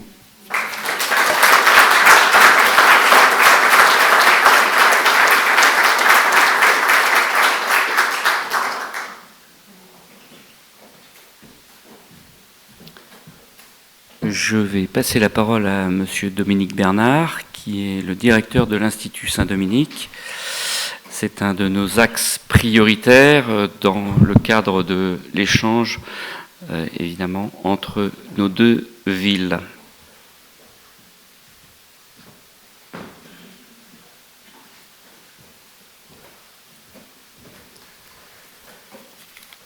Madame la maire de Boardtown, Monsieur le maire de Mortefontaine, Mesdames et Messieurs les élus, Mesdames et Messieurs en vos titres et qualités, être associé à cette cérémonie de jumelage et de commémoration est tout à la fois un honneur et une joie pour l'Institut Saint-Dominique que je représente ce soir avec nos chères sœurs dominicaines, avec Emmanuel Claire, chef d'établissement du collège, et avec Caroline Norris, professeure d'anglais et pilote de nos projets internationaux. Ce lieu est cher à nos cœurs, car c'est ici que notre établissement a été fondé en 1947. Et nous avons toujours veillé depuis à partager avec nos élèves les pages les plus célèbres de l'histoire du domaine de Mortefontaine, notamment le souvenir du traité de commerce signé entre la France et les États-Unis le 3 octobre 1800. Nos liens avec les États-Unis sont d'autant plus forts que la construction du prieuré Notre-Dame de Toute-Grâce, consacré en 1951, a été en partie financée par les familles des sœurs américaines. 2 magnifiques séquoias symbolisent encore aujourd'hui cette précieuse contribution. 1570 élèves fréquentent aujourd'hui l'Institut Saint-Dominique, qui occupe dorénavant 13 hectares de l'ancien parc du château de Mortefontaine. 1570 élèves motivés à l'idée de découvrir d'autres pays, d'autres continents et de tisser des liens d'amitié par-delà les frontières. Je forme donc ce soir le vœu, chère Madame Scortino, que les jeunes de Boardtown et de l'Institut Saint-Dominique puissent s'engager prochainement dans un programme d'échange et faire ainsi davantage l'expérience du dialogue fraternel entre les cultures. Je vous remercie.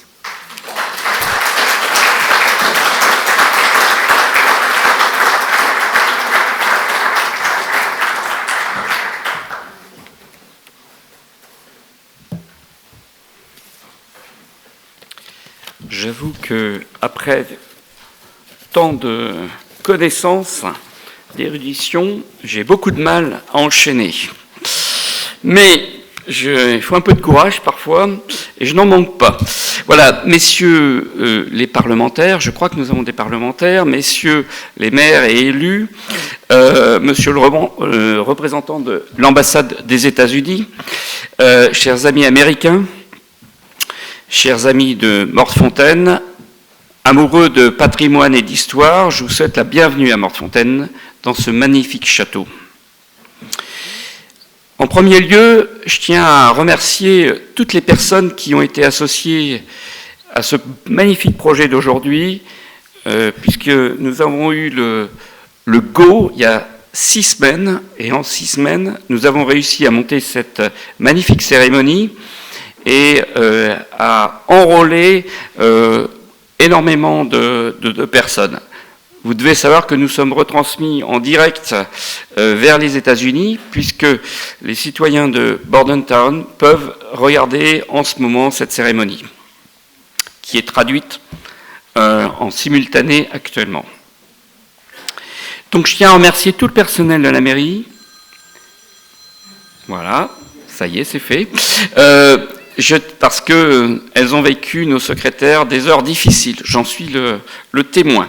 Mais bien sûr aussi Simon Kiskowski, qui nous a permis d'accéder à ce magnifique château, et bien sûr aussi Peter Tucci. Peter Tucci m'avait envoyé un premier email il y a 2 ans, dès notre élection, je m'en souviens encore, je me suis dit, waouh, qu'est-ce que c'est? Un extraterrestre, parce que j'étais pas du tout politique à l'époque, non. Et puis pendant 2 ans, vous savez très bien ce qui s'est passé. Je pense que tous les projets ont été mis malheureusement au placard. Et puis, à peine les avions revolaient-ils que Peter m'a de nouveau relancé et m'a annoncé l'arrivée de Jen en me disant, elle est là dans 2 mois. Qu'est-ce qu'on fait? Bon, il a fallu faire quelque chose. J'avoue qu'il y a 2-3 jours, je suis venu sur l'invitation de Simon Kieśkowski visiter le château. Et à chaque fois que je viens dans ce lieu, je ressens une énorme émotion parce que je me dis qu'il s'est passé énormément de choses historiques. On a du mal aujourd'hui. Mortefontaine est un village finalement relativement banal, mais quand on rentre dans le château, on se dit « waouh, là, il y a quelque chose ». Et c'est un peu la même chose lorsqu'on rentre dans l'Institut Saint-Dominique et qu'on voit ce parc magnifique, on se dit « il y a quand même une âme, il y a quelque chose ». Récemment, une amie des arts et de l'histoire, je suis sûr qu'elle va se reconnaître dans la salle, m'a dit « ce château n'a pas eu de chance ». En effet, il fut remanié, cédé, transformé, pillé, amputé, déformé, à l'image de toute l'histoire de France des 250 dernières années. Quand on fait ce rapide retour sur l'histoire, on se dit, ce château a eu exactement ce même passé. De résidence royale, roi d'Espagne, il est devenu hôtel, la descente presque aux enfers, avec un paquebot à la fin sans équipage, puisque l'hôtel a fait faillite dans les années 80-90, donc peut-être un peu plus, 2000, j'étais pas encore à Mortefontaine, avant de sombrer, pratiquement, jusqu'à ce que le propriétaire actuel le rachète, efface. Il faut lui en tenir vraiment beaucoup de remerciements, d'énormes travaux pour la remise en capacité de nous accueillir aujourd'hui. Je ne parle même pas de l'histoire, parce que je ne vais pas revenir sur tout ce qui a été dit sur le plan historique. Moi, je vais plus m'attacher à la symbolique de cette journée. La symbolique de cette journée, c'est vraiment le partage entre 2 peuples qui ont toujours été amis. Il y a parfois un peu d'échauffement, mais on est toujours amis. Et aujourd'hui, je pense que c'est un moment important, et je me tourne vers mon homologue américaine, et je lui dis que signer ce document est important à la fois pour la politique en général, mais c'est aussi quelque chose d'important à traduire dans les faits. Aujourd'hui en Europe, on voit bien que la problématique d'échange entre les peuples, le dialogue, est vraiment remise en cause. Qui aurait pu imaginer il y a quelques mois encore une invasion, une agression, des milliers de morts, et malheureusement ce n'est pas fini. Je pense que peut-être n'avons-nous pas suffisamment fait d'échanges avec la Russie, on peut peut-être le regretter, parce que peut-être qu'aujourd'hui, nous n'en serions pas là. Et c'est pour ça que vraiment, il est important qu'entre nous, nous tenions cette ligne. Il faut vraiment envoyer nos jeunes, et nous les accueillerons. Nous trouverons des familles pour les accueillir.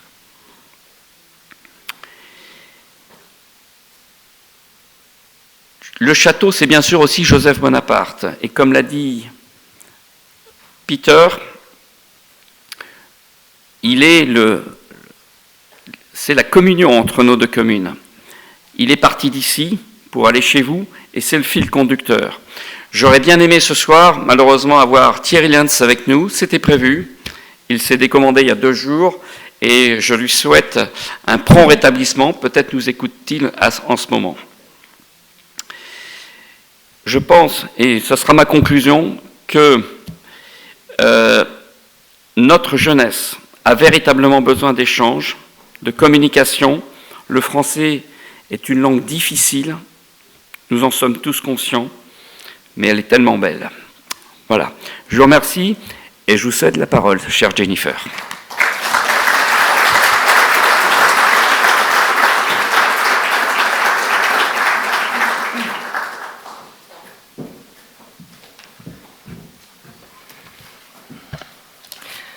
Merci beaucoup.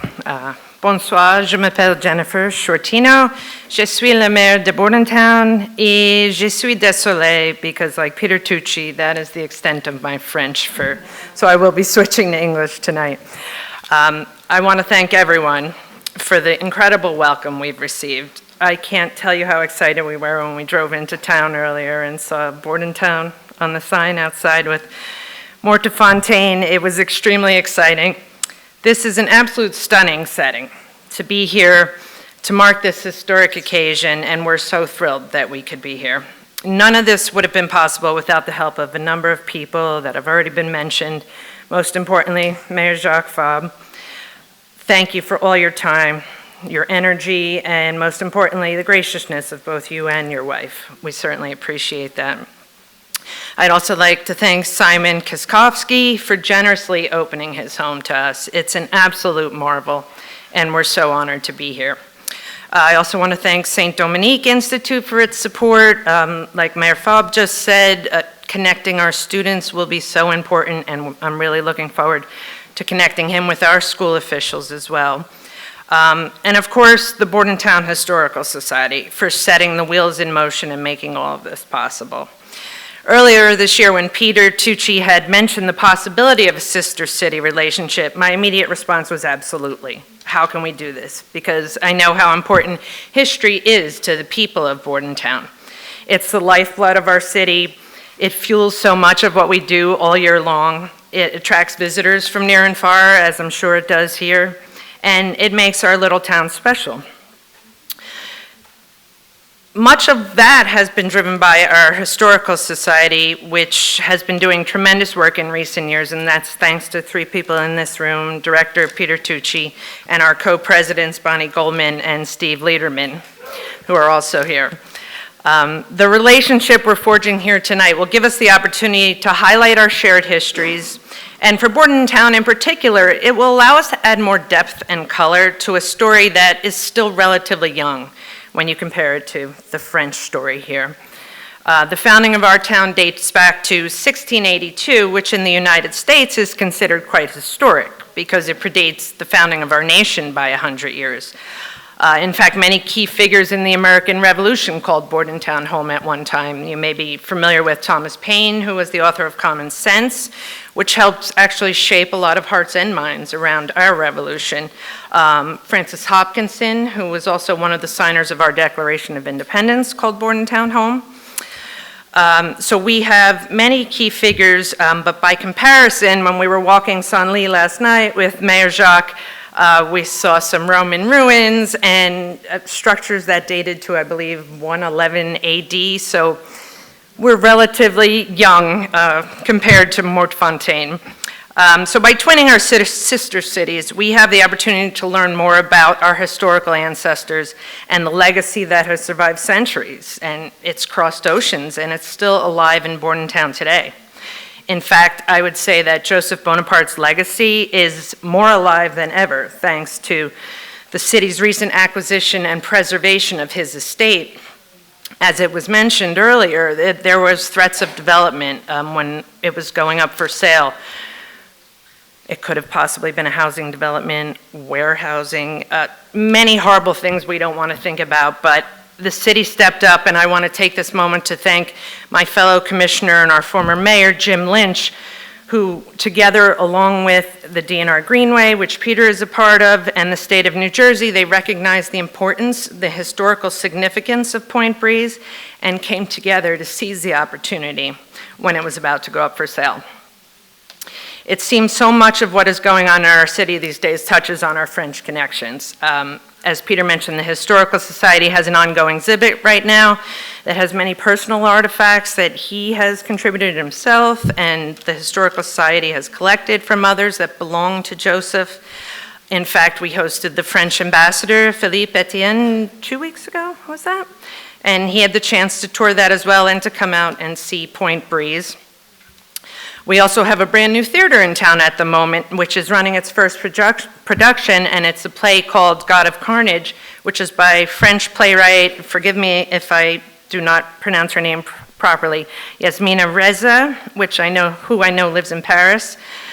And we're also currently engaged in a fight right now to preserve a historic bridge that stands where it is today because of Joseph Bonaparte, because the railroad originally wanted to put this bridge through his estate, which would have completely ruined the gorgeous view he had, and he fought the federal government and won, and the railroad now goes directly through our town.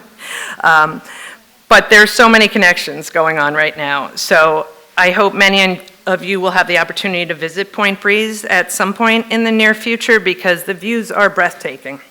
I was going to a meeting out there a few weeks ago, and I just stopped for a second and paused. The sun was setting on the early fall foliage, and it took my breath away, and I realized what Joseph probably saw in it years ago when he first came there. It's much like what we saw when we first came here this evening. It's stunning, and there are so many similarities with his estate in Bordentown to this one as well.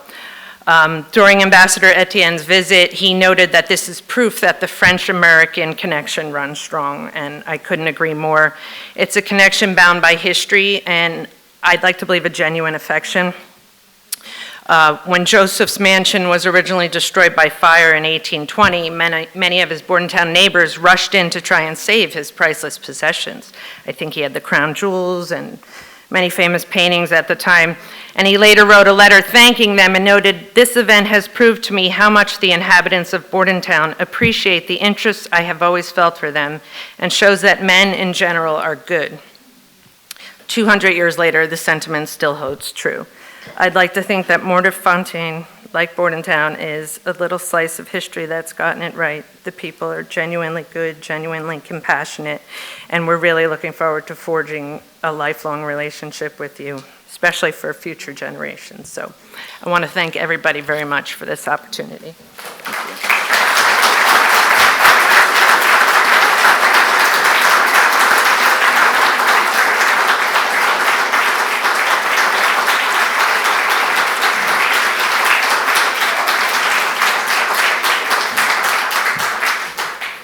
Est-ce que le sénateur Paco est présent?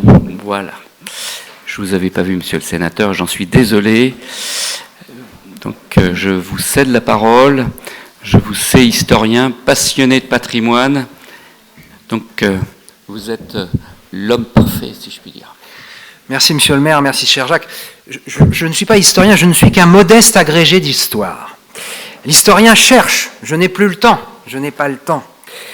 Mais si je suis très heureux d'être ici aujourd'hui parmi vous, dans cet endroit tout à fait particulier, mythique même, je dirais, pour notre histoire, c'est aussi parce que je suis vice-président du groupe d'amitié France-États-Unis. Je suis aussi membre du groupe d'amitié France-Russie qui est en sommeil actuellement. Mais le groupe d'amitié France-États-Unis, et je crois que le vice-consul est présent ici, non? Le vice-consul de Welcome, and you'll have the microphone in a few minutes. Merci d'être venu. Mardi, j'ai eu l'honneur de déjeuner avec Madame l'ambassadeur, son Excellence, et nous avons évoqué évidemment l'amitié franco-américaine. Nous avons des différences, nous avons des différends avec les États-Unis d'Amérique, mais nous n'oublions pas que c'est, et de loin, ce sont, et de loin, nos plus anciens alliés.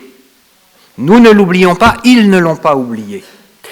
Et Mortefontaine, dans l'amitié franco-américaine, a une place tout à fait particulière. Évidemment, et M.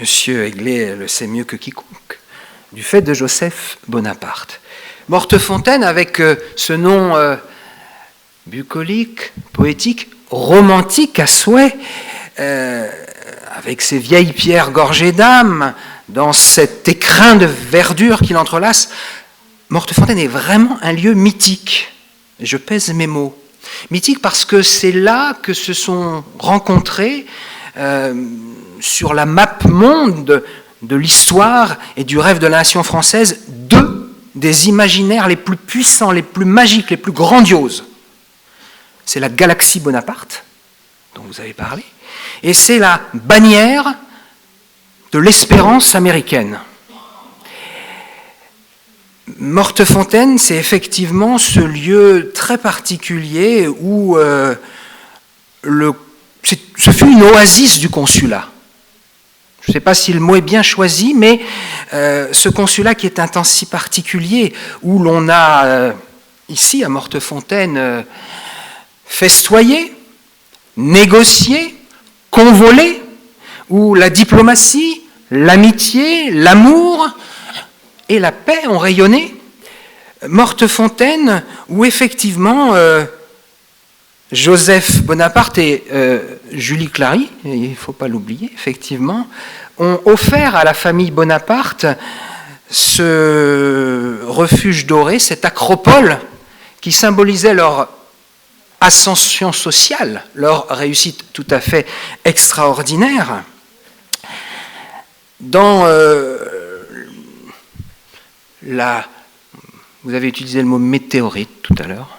Moi, je parlerai d'étoiles filantes pour Napoléon dans la grande fresque de notre histoire. Mais bon, c'est vrai que ce parcours totalement fulgurant, effectivement, il comporte bien des horizons glorieux. Alors, c'est Marengo, Austerlitz, Tilsit. Il y a aussi, Jacques Fabre a parlé de la Russie. Il y a effectivement des horizons beaucoup plus douloureux. Trafalgar, l'Espagne, peut-être la première grande erreur. La Russie, Waterloo, et il y a quelques rares havres heureux. Mortefontaine fut l'un d'eux. Alors, comme la grande majorité des Français, j'admire profondément Bonaparte. J'ai dit Bonaparte. Il y a Napoléon et il y a Bonaparte. J'admire profondément Bonaparte, ce petit caporal devenu géant parmi les géants, ce génie militaire, ce conquérant, ce bâtisseur. Alors, certains ont édifié des cathédrales en plusieurs siècles. Lui, en quelques mois, ou plutôt quelques années, il a posé les fondations de la France moderne. Mais comme de très nombreux Français aussi, j'aime profondément les États-Unis d'Amérique. Ce pays ami, cette grande contrée qui nous fait rêver. On dit le rêve américain. On ne dit pas le rêve russe, on ne dit pas le rêve chinois, on dit le rêve américain. Ce nouveau monde où la France a jadis, le royaume de France, a jadis planté son oriflamme et y a laissé de nombreuses traces. De la Nouvelle-Orléans à Saint-Louis, de la Louisiane, vendue par Napoléon, à Bonaparte, de la Louisiane au Maine. Mais si j'aime aussi les Américains, c'est parce que je sais ce que nous leur devons, ce que la France doit aux États-Unis d'Amérique. N'oublions jamais qu'en 1917 et en 1944, de nombreux boys sont venus mourir en France pour notre liberté, alors que leur sol n'était pas attaqué. Ils sont venus mourir et certains disaient, vous avez beaucoup de belles photos là-dessus, Lafayette, nous voilà. Eux n'avaient jamais oublié qu'au XVIIIe siècle, il y a eu Yorktown, il y a eu Rochambeau, il y a eu Lafayette. Un grand peuple a toujours de la mémoire. Un grand peuple a toujours de la gratitude, de la reconnaissance. N'oublions donc jamais ce que nous devons aux États-Unis. Dear friends from America, we'll never forget General Pershing, Eisenhower, and all the boys fallen in the trenches or on the beaches of Normandy. We'll never forget that our freedom came from your sacrifice, the sacrifice of your boys. So, l'amitié qui nous lie, elle repose sur le sang de tous ces hommes. Ce sang qui a créé un calcaire, un marbre qui crée le plus beau des cénotaphes. Au-delà de cette belle histoire du jumelage, je suis très heureux d'être là aujourd'hui, cette belle histoire, ce beau jumelage, en fait, il y a une petite vérité toute simple ici, à ne jamais oublier, c'est que sans Napoléon, mais sans les États-Unis d'Amérique, la France ne serait pas ce qu'elle est. C'est peut-être un peu la morale de cette soirée. Sans Napoléon, sans les États-Unis d'Amérique, la France d'aujourd'hui ne serait pas ce qu'elle est. Je vous remercie.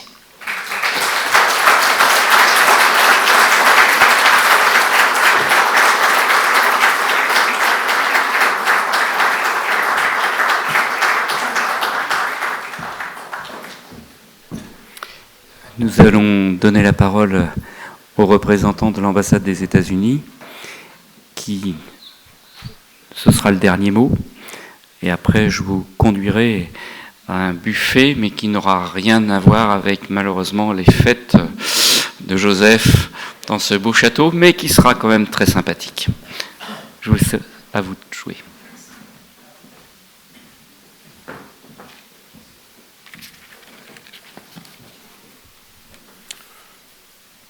Monsieur le maire Jacques Febvre, Mayor Sir Tony, and members of the Bordentown delegation, dear friends, chers amis. En tant que vice-consul des États-Unis à Paris, je suis très honoré d'être ici avec vous à Morfontaine ce soir pour la première visite à l'occasion de l'accueil de nos amis de Bordentown. As Vice Consul of the United States Embassy in Paris, it is an honor to be here with you tonight to welcome our friends from Bordentown. Je vous remercie, Monsieur le maire, pour l'invitation et l'organisation de cette belle soirée de célébration de l'amitié franco-américaine. Thank you, Mr. Mayor, for the invitation and for organizing this great celebration of the Franco-American friendship. Les États-Unis ont plus de 1800 sister cities dans 151 pays à travers le monde. Et la France est le 5e sur la liste des pays où les plus de partenariats ont été tissés. The United States has more than 1,800 sister cities in 151 countries around the world, and France is the 5th country with which the most partnerships have been established. Les États-Unis, en dehors de l'Europe, le premier pays avec lequel la France a développé des villes jumelées. Ce duo franco-américain ont des liens historiques forts et solides, constitue un des réseaux de villes jumelles les plus solides du monde. Similarly, outside of Europe, the United States is the first country with which France has developed twin cities. This long-standing duo with strong historical ties is therefore one of the most stable sister city networks in the world. Aujourd'hui, les partenariats franco-américains vont au-delà des échanges scolaires et culturels. Ils s'attendent des autres domaines tels que l'économie, l'innovation ou encore les enjeux globaux, notamment le changement climatique.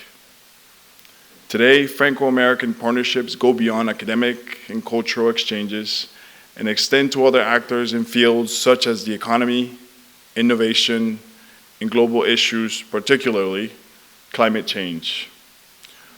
Une véritable dimension stratégique s'est développée au fil du temps.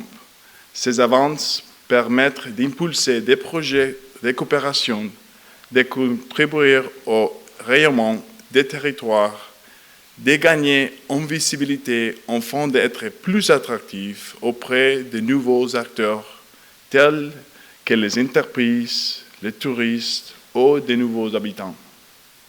A real strategic dimension has developed over time. These advances make it possible to stimulate cooperation projects, to contribute to the influence of territories, and to gain visibility to more attractive and new actors, such as companies, tourists, and new habitants. J'ai hâte de vous discuter avec vous, d'apprendre plus sur ce que Mortefontaine et Bordentown souhaitent faire ensemble dans le cadre des jumelles Sister Cities et comment notre ambassade peut vous soutenir ces projets. I look forward to talking with each of you and learning more about how Montfortin and Bordentown would like to do within the Sister City partnership and how the embassy can support these projects. Merci and thank you.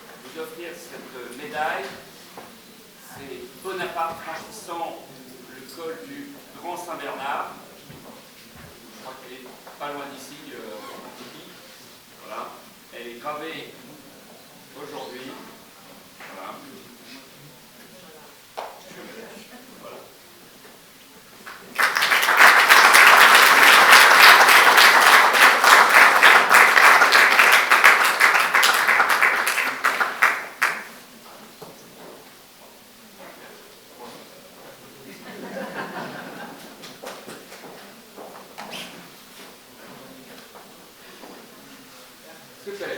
Je vous invite à... Est-ce que quelqu'un peut guider tout le monde dans la direction opposée? Nous allons dans la salle de restaurant